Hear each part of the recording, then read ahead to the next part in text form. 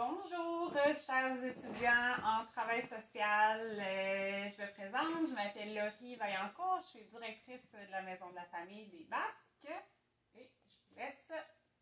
Allô, moi c'est Karine, je suis agente de développement, adjointe administrative et toute autre tâche connexe à la Maison de la famille des Basques aussi. Alors aujourd'hui, comme vous savez, normalement je vous aurais fait une présentation en présence ou en Zoom, mais la vie étant ce qu'elle est, vous apprendrez ça aussi dans la règle numéro 1 d'une bonne travailleuse sociale ou d'un bon travailleur social, d'apprendre à mettre ses limites et ne pas travailler le samedi. Alors voilà pourquoi on vous fait une petite vidéo.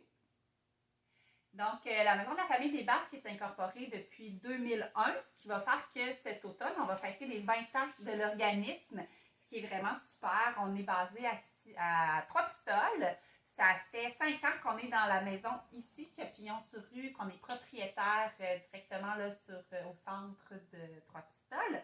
On est vraiment la Maison de la famille des Basques, donc on couvre toutes les MRC, donc les 11 municipalités. On essaie de se déplacer de plus en plus partout sur le territoire pour que ça soit offrir un service de proximité aux familles. On a différents objectifs, comme tout organisme sans but lucratif. Si je vous lis, je vais vous lire la mission, qui est donc offrir des activités et des services qui répondent aux besoins des familles des Basques et qui permettent d'améliorer leur qualité de vie. Dans les différents objectifs, il y a bien entendu accompagner, supporter, outiller, valoriser le parent dans son rôle. Il y a aussi d'offrir un milieu de vie qui est respectueux, qui permet aux familles de passer du temps de qualité par enfant, qui permet aussi de briser l'isolement des jeunes familles et des familles en général, de développer des compétences parentales, de favoriser le développement de l'enfant et aussi d'adopter des saines habitudes de vie.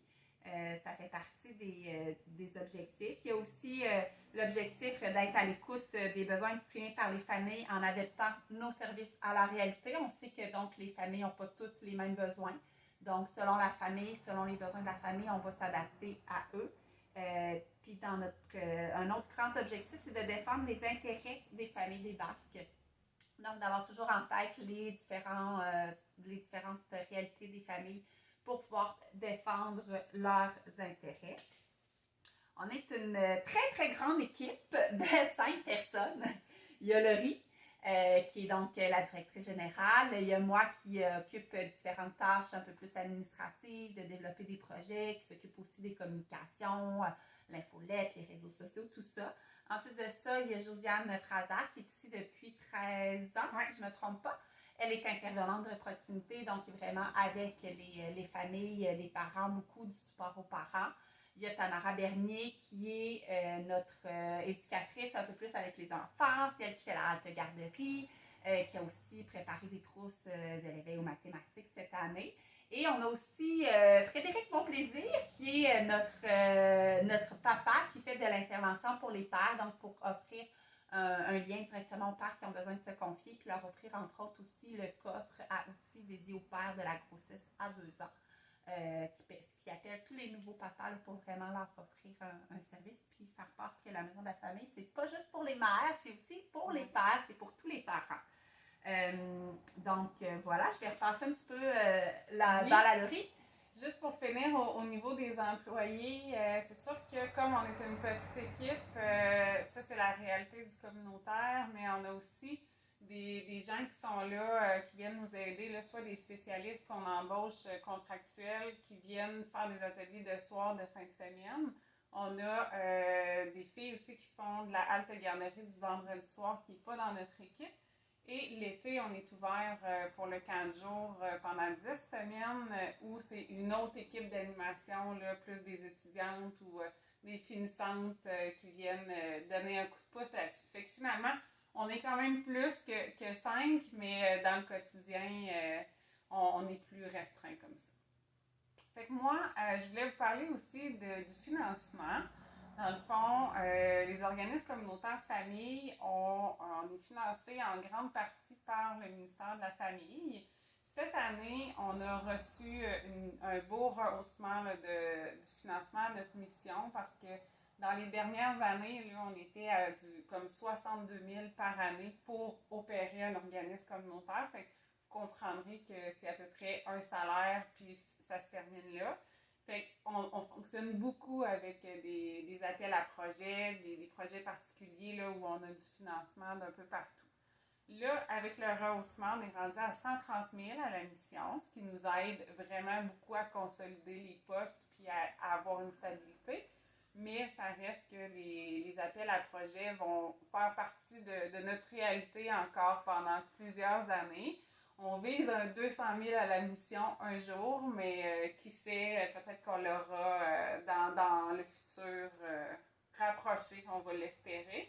Fait que quand je parle d'appel à projet, c'est que souvent, ce qui est difficile un peu dans le communautaire, c'est d'arriver à présenter des projets qui font partie de la réalité des familles. Tu sais, on ne veut pas créer puis inventer des besoins qu'il n'y a pas.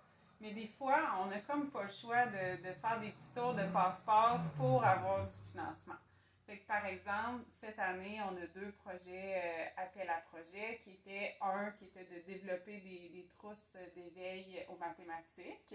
Fait que, tu sais, c'était pas nécessairement un besoin dans la MRC des Basses qui était criant, qui était prioritaire, mais on a profité de cette opportunité-là pour avoir du financement, pour pouvoir engager notre éducatrice Tamara, qui fait par la bande d'autres projets comme la halte garderie et tout ça. Fait que dans les appels à projets, on en a qui sont ponctuels, comme celui-là qui est 1 an. Fait qu'à chaque année, il faut toujours recommencer avec des nouvelles idées, des nouveaux projets, mais on en a qui sont stables, qui sont là depuis quand même plusieurs années. Là, par exemple, comme des relevailles à domicile, l'aide parents, tout le volet allaitement, purée de bébé, tout ça, ça fait partie des ententes de services qu'on a avec le CE3S. Fait que ça ressemble à ça pour le financement là, versus les appels à projets. Pour faire le tour de nos différents services, si ça vous intéresse, vous pouvez aller voir notre beau site internet. On a une belle vidéo promotionnelle qui est dessus le site, que vous allez pouvoir voir un petit peu plus les locaux, l'espace, tout ça. Je vais essayer de penser vous l'envoyer aussi dans le courriel, là, mais si jamais il n'est pas là, notre site internet, il est dessus.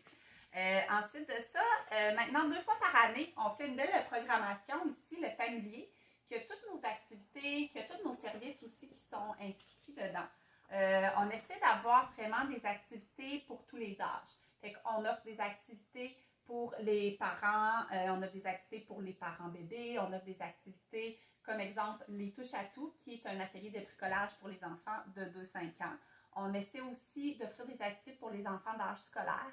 Donc, cette année, on avait Multi-Art, qui était donc un atelier pour les 4-7 ans. Pendant 4-5 semaines, il rencontrait une spécialiste qui offrait différents ateliers artistiques. Il y a eu de la danse, de la création artistique, de la musique, du théâtre, de l'expression corporelle. Il y a eu plein de trucs vraiment différents au niveau plus artistique. On a aussi l'atelier multidiscipline qui concerne les 8-12 ans. Puis là, c'est vraiment différentes qui se passent après l'école.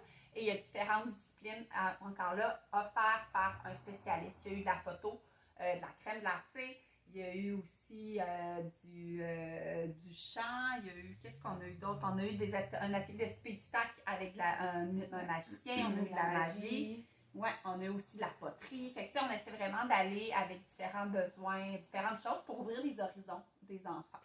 On a des ateliers spécifiquement aussi pour un peu plus les parents. Fait que cette année, on a eu donner naissance sans stress. C'est un atelier offert par une accompagnante à la naissance pour se préparer à l'accouchement, l'interprétation de dessins d'enfants, des ateliers de discipline aussi pour guider les parents, justement, les soutenir dans leur rôle parental. On a aussi des ateliers de step-poussette, fait que c'est majoritairement des mères qui viennent là, avec leurs poussettes, puis qui viennent marcher entre elles, puis faire un peu de sport qui est vraiment adapté à la condition de nouvelle maman. Il y a des ateliers de purée pour bébés aussi, pour accompagner les parents qui désirent nourrir leur enfant avec des purées. Ensuite de ça, on a eu une nouveauté grâce à la COVID. L'année passée, c'était des ateliers de cuisine en famille en visio. C'est un principe que tous les ingrédients sont préportionnés ici. La boîte, elle est livrée à la maison, puis il y a une animatrice qui anime l'atelier de cuisine de chez elle, et les familles sont chez elle à faire à manger aussi. Ensuite de ça, donc, c'est les enfants qui ont fait le repas et ils peuvent directement manger. Effectivement, on essaie vraiment d'avoir différentes offres d'ateliers qui vont toucher les différents besoins des parents, des familles selon l'âge où est rendu leur enfant. On a des haltes garderies le mercredi après-midi, le mercredi toute la journée, puis le vendredi soir, comme le Rive parlait. Puis on avait un très, très grand besoin pour des répits pour les poupons. Puis c'est sûr qu'avec le ratio, là, on ne peut pas avoir trop de poupons le mercredi pendant la journée. Donc on a ouvert une halte poupon juste un après-midi, là, juste vraiment dédié aux enfants de 0 à 18 mois pour pouvoir offrir un petit répit aux parents qui en ont besoin à ce moment-là. On est aussi en train de travailler pour ouvrir une salle de psychomotricité en bas qui va être ouverte, là, pas juste du lundi au vendredi de jour, là, mais qu'on aimerait ça l'ouvrir le soir, les fins de semaine, pour que les parents puissent venir jouer avec leurs enfants puis passer des moments de qualité avec eux. On est aussi en charge du groupe d'entraide à l'allaitement. Quand les mamans viennent d'accoucher, qui sont en train d'allaiter, qui ont besoin d'aide, ils ont accès à une marraine d'allaitement pour les soutenir dans ce processus-là. Moi, j'étais en charge cette année d'un projet qui s'appelle le projet ambassadeur, qui consiste à créer un comité de parents dans chacune des municipalités du territoire pour vraiment aller voir c'est quoi leurs besoins, eux, dans leur municipalité, essayer d'adapter nos services en conséquence.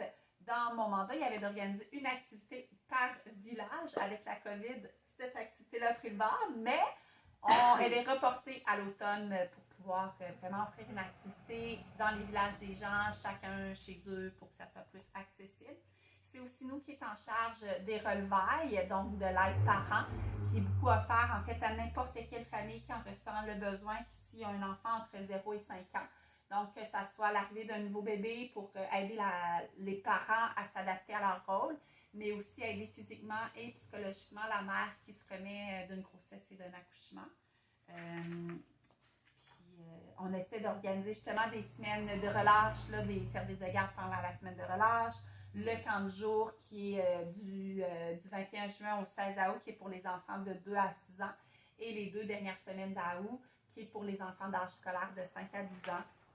Fait que c'est vraiment différentes activités comme ça qui changent au gré des besoins des familles et au gré des subventions obtenues. Ouais. Puis d'ailleurs, avec la COVID, on s'est viré de bord assez vite parce que au début, on ne savait pas si on était un service essentiel, si on devait rester ouvert, fermé, c'était pas clair avec le ministère, mais nous, on a décidé qu'on était essentiel et finalement, c'est venu aussi la consigne, mais dans le sens que les familles avaient des grands besoins, là, surtout la période de confinement total où les écoles, les CPE, tout ça était fermé, fait qu'on a changé nos activités, on a commencé l'animation en ligne, on a fait du soutien téléphonique, on s'est vraiment adapté à la réalité, à ce que les parents vivaient sur le moment. Puis c'est ce qu'il y a de beau aussi avec être un organisme, c'est qu'on n'est pas cadré dans une forme d'activité précise à dire ben, vous devez obligatoirement offrir tel ou tel service. Les organismes, on a une belle latitude à mettre les activités à nos couleurs puis aux besoins de nos réalités, de notre MRC. Puis partout au Québec, les maisons de la famille sont toutes différentes. Fait qu'il y en a qui ont des comptoirs de vêtements, il y en a qui font full de cuisine collective, il y en a qui vont pas du tout faire de l'aide parent à domicile. On est vraiment différents. Fait que je vous inviterai à consulter aussi les pages web des organismes communautaires de vos régions parce que vous allez découvrir plein de belles autres idées de programmation et tout ça que nous, on ne fait pas nécessairement. C'est ça, il y a des similitudes quand même.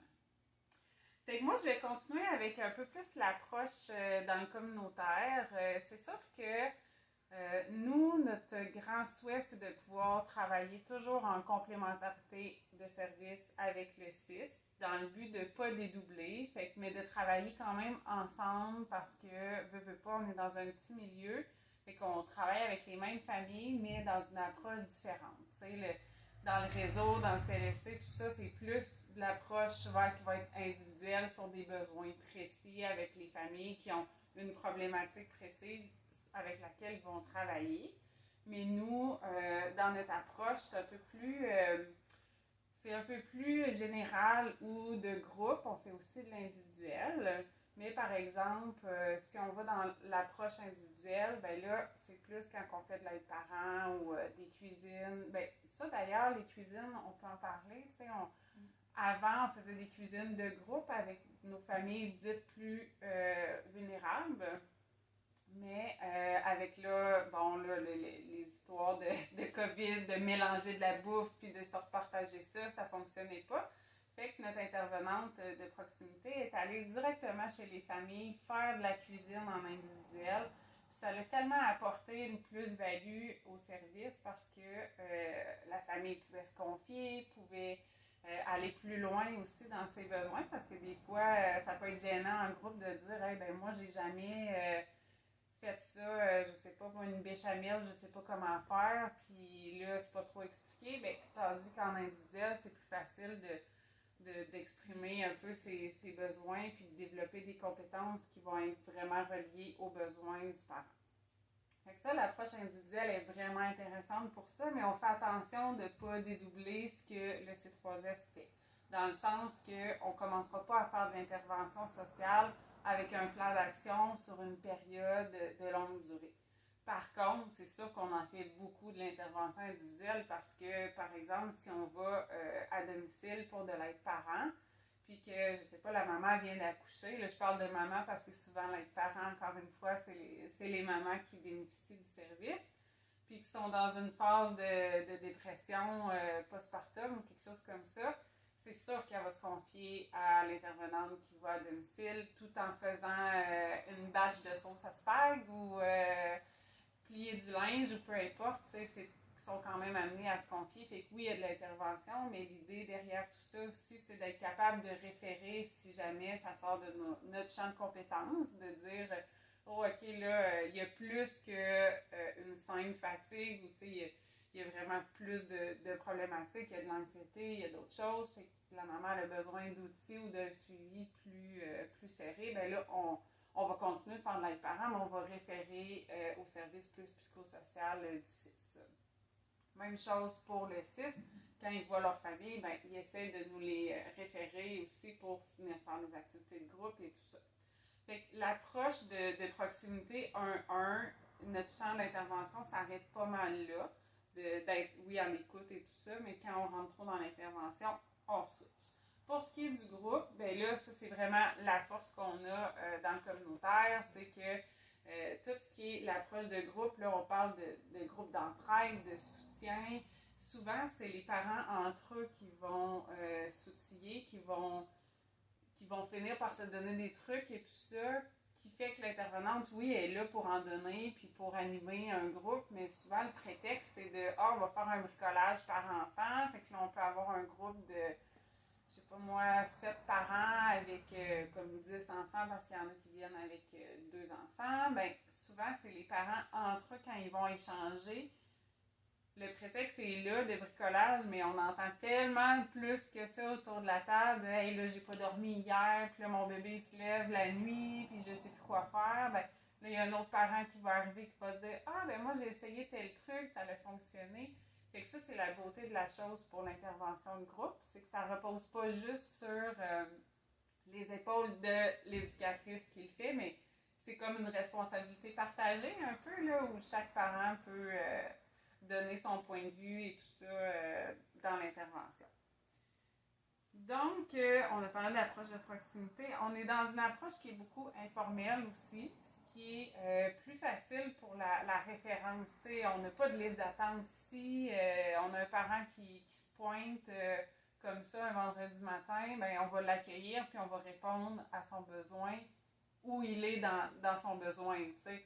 On fera pas, ben non, excuse-moi, t'avais pas pris rendez-vous. Fait que ça, c'est une des belles choses du communautaire, là, c'est que c'est la rapidité de service. Karine en a parlé tantôt, d'être vraiment centré sur les besoins. Ça aussi, c'est la beauté de la chose, c'est que notre programmation a tellement évolué depuis 20 ans. T'sais, au début, on faisait de l'aide aux devoirs beaucoup, là, on n'en fait plus du tout parce qu'il y a d'autres personnes qui en font. T'sais. on s'ajuste vraiment à la réalité et aux besoins. Comme on disait, les haltes poupons, c'était pas prévu du tout dans la programmation, mais on avait tellement de petits bébés de parents de petits bébés qui voulaient envoyer leur enfant le mercredi à la halte garderie pour la journée complète, mais on pouvait juste prendre 2 poupons selon nos ratios. Fait que c'est comme ça qu'on peut s'ajuster à la dernière minute.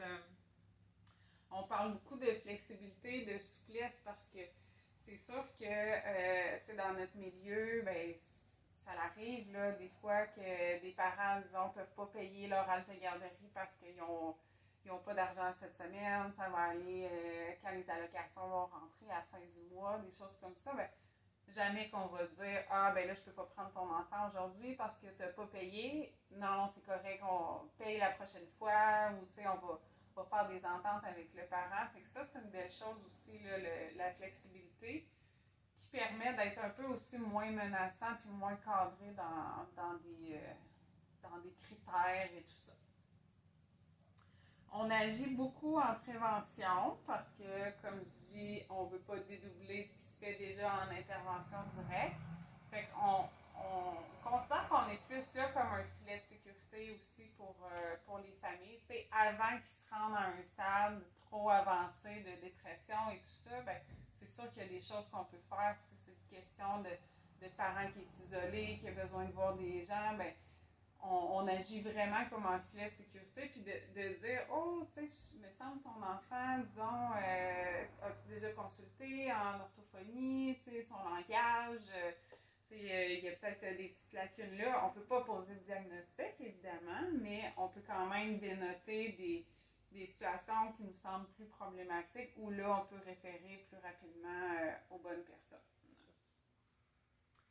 C'est un service qui est volontaire aussi, parce qu'il y a personne qui est obligé de venir ici. Fait que c'est un peu la différence des fois, disons, avec plus des services volets DPJ, où là, c'est imposé, c'est obligé. Ici, les parents sont libres de venir comme ils veulent et tout ça. Puis, tu sais, l'approche est plus, je dirais qu'elle est moins menaçante un peu que dans le réseau, parce qu'ils viennent ici sans se sentir observer de comment je suis avec mon enfant versus est-ce qu'ils vont écrire quelque chose dans mon dossier ou nous on garde des stats de présence pour souvent nos rapports de fin d'année puis pour justifier les sommes qu'on reçoit, mais on garde jamais de notes évolutives de rien là, par rapport à ce qui se passe avec un parent et tout ça. Fait que ça, c'est un peu plus de souplesse pour nous là, à ce niveau-là.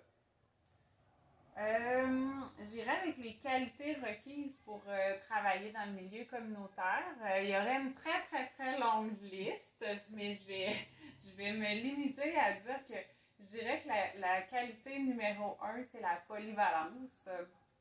Parce que souvent, c'est drôle parce que j'avais une discussion avec des gens cette semaine qui me disaient que, pas qui me disaient, mais j'avais une impression que on va aller travailler dans le communautaire, ça va être plus relax que dans le réseau, disons, parce que dans le réseau, on est poussé, on a des normes, la pression est grande et tout ça. Détrompez-vous parce que le communautaire, on est autant dans le jus, sinon plus parfois, parce qu'on a des équipes réduites, on n'est pas beaucoup, puis on n'a pas de secrétaire, de comptable, de graphiste, toutes ces autres tâches connexes que Karine disait, si la toilette à bouche, c'est nous autres qui va la déboucher.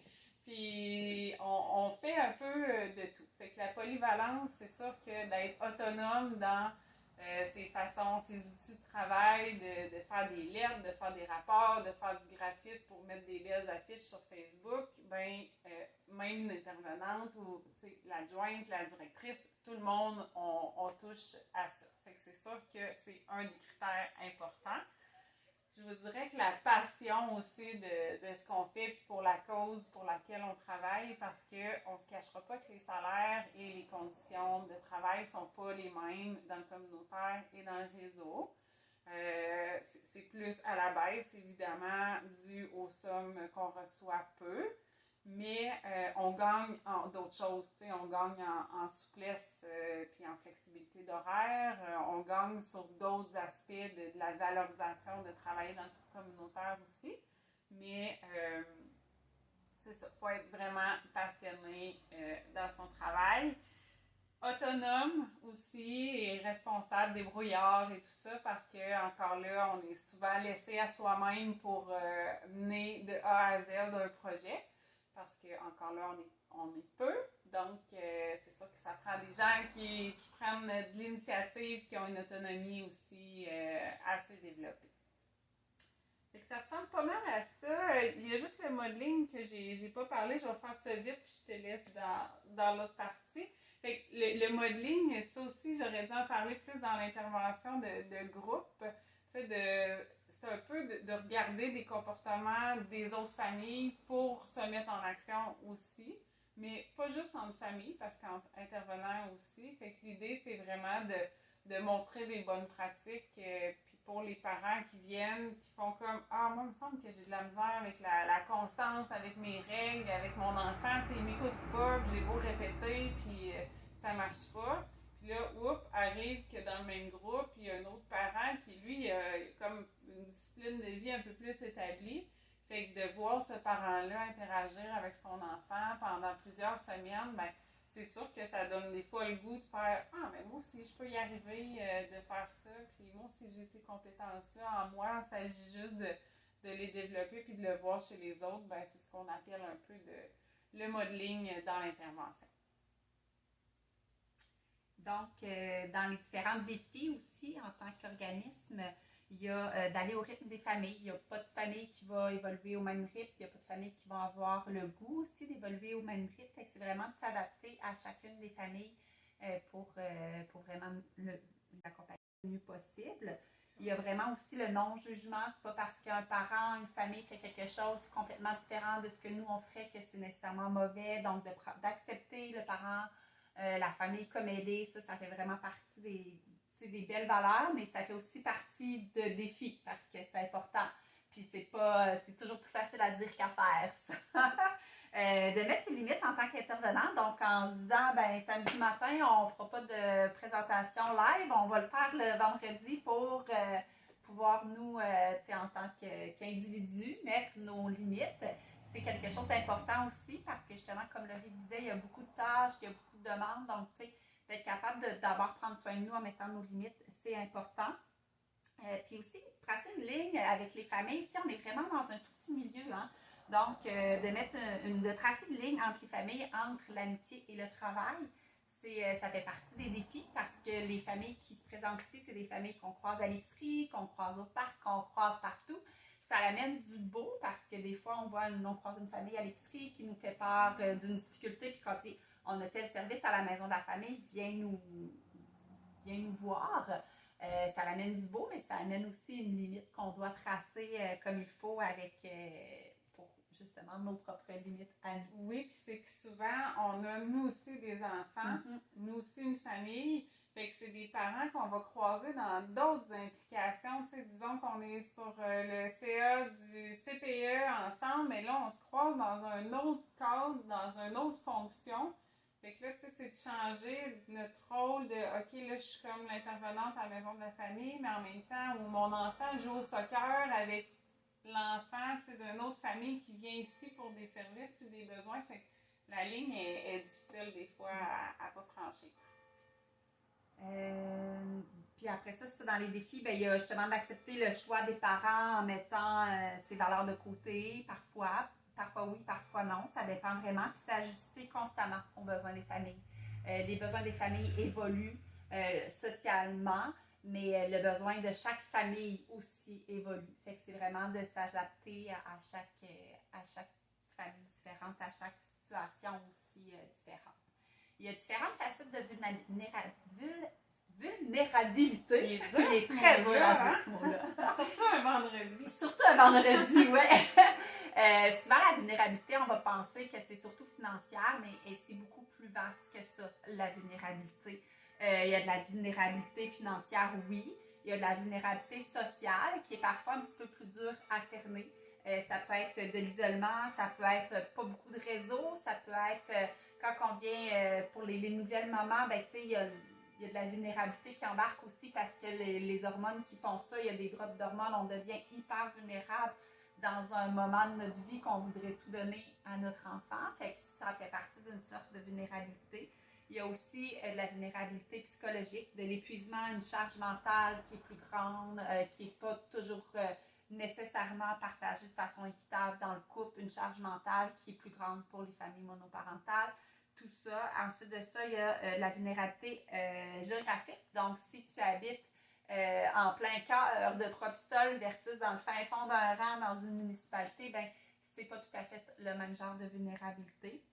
Puis il y a aussi la vulnérabilité qui est la pauvreté des modèles, donc soit alimentaire, la discipline, l'éducation. Fait que tu sais, il faut vraiment voir la vulnérabilité de différentes facettes, puis il faut se dire que chaque individu, chaque famille peut vivre différentes vulnérabilités différentes à chaque moment de leur vie. Ouais. Il y en a des fois qui vont se tirer financièrement, qui vont réussir à sortir de la vulnérabilité, mais qu'après ça, peut-être 1 an ou 2 ou 5 ans plus tard, il y a une autre sorte de vulnérabilité qui peut être de l'isolement qui va embarquer. Fait que, tu sais, faut pas mettre d'étiquette de vulnérabilité. Puis, il faut surtout pas, tu sais, même s'il y a une famille qui est vulnérable, il faut l'aider à sortir de cette vulnérabilité-là, puis se dire qu'elle n'est pas là pour toujours, là, cette vulnérabilité. Quelle que soit sa situation financière. Oui. Puis, tu sais, ça, on l'a vu durant la COVID parce que nos familles qui en avaient le plus de besoin, là, des fois, d'être là puis de soutien, c'était pas nos familles vulnérables financièrement, c'était nos familles qui étaient soit à la maison en conciliation travail-famille avec les enfants, puis gérer tout ça, là, tu sais, c'est là où ça pétait parce qu'ils n'étaient pas habitués à ça puis ils avaient besoin de soutien, là. Ensuite de ça, ben, dans les différentes clientèles, ben, ça va un peu justement dans la même lignée. C'est que c'est pas seulement une clientèle financièrement vulnérable, ça va vraiment avec toutes les classes sociales. Puis c'est ce qui est bien aussi, puis c'est ce qu'on encourage beaucoup à la Maison de la Famille, c'est d'en offrant des activités pour toutes les classes sociales. Ben, quand tu rentres ici, c'est pas parce que tu as de la misère financièrement, c'est parce que tu viens chercher différentes sortes de services. Fait que ça, c'est vraiment important. Il y a des professionnels, il y a des gens sans emploi, il y a des parents qui font le choix d'être à la maison avec leur enfant. Il y a des parents qui, présentement, n'ont pas le choix et qui sont à la maison avec leur enfant parce qu'ils n'ont pas de garderie ou autre. Donc, peu importe, la clientèle, c'est n'importe qui a un enfant, n'importe qui est enceinte, peu importe sa situation. Puis tu sais, c'est ça aussi le dernier mot, la dernière ligne sur ma phrase, écoute, je pense que je vais le mettre à mon passé, à moi. Il y a 2 ans, j'étais mère à la maison avec mes 3 enfants et j'ai beaucoup profité justement des services de la Maison de la Famille. Moi, c'était mon choix d'être mère à la maison à ce moment-là. Mais, tu sais, quand tu n'as pas de réseau, quand tu n'as pas, tu sais, tes enfants pour socialiser, ça aussi, c'est un mot chez la misère. Ben, c'est un super endroit, tu sais, tu viens ici en tant que parent qui ne contacte pas beaucoup, qui n'est pas en contact avec beaucoup d'autres adultes, d'avoir une conversation avec une adulte pendant que ton enfant joue avec d'autres enfants. Moi, ça m'a vraiment fait du bien pour ma vulnérabilité sociale. Donc, tu sais, ça fait partie des clientèles, mais il y a aussi des parents qui fréquentent la Maison de la Famille, puis qui travaillent, qui utilisent le service de halte garderie du vendredi soir. C'est vraiment plein de... Tout est ouvert. Oui. On espère que ça vous a donné le goût d'aller visiter un organisme communautaire famille de votre région. Je vous invite à, s'il y en a qui auraient besoin d'approfondir certains sujets, là, c'est possible de nous téléphoner là, pour demander un peu plus de questions, étant donné que votre période de questions n'existera pas à cause de la vidéo, mais je vous invite à nous appeler si c'est le cas. J'ai une petite ligne que j'ai oublié de dire tantôt, puis je la trouve tellement importante que je vais quand même prendre le temps de le faire. C'est qu'ici, là, les parents sont vraiment considérés comme étant le premier éducateur de leur enfant, ce qui fait que nous, on n'a pas de balise de dire il faut vraiment que tu allaites parce que c'est ça qui est bon dans la vie. Tandis que des fois, il y a des milieux où ils sont obligés de par leur profession de le faire. Mais nous ici, tant que l'enfant est en sécurité puis qu'il n'y a pas rien qui peut atteindre, là, c'est ça, sa santé, sa sécurité ou autre, le libre choix du parent est toujours de mise. Fait qu'on n'a pas des réponses toutes faites ou des idées toutes faites arrêtées sur une situation. C'est vraiment d'amener le parent à réfléchir à ce qui est mieux pour lui et son enfant. Fait qu'on vous souhaite une belle fin de session et beaucoup de plaisir dans votre travail futur en travail social. Bonne fin de journée!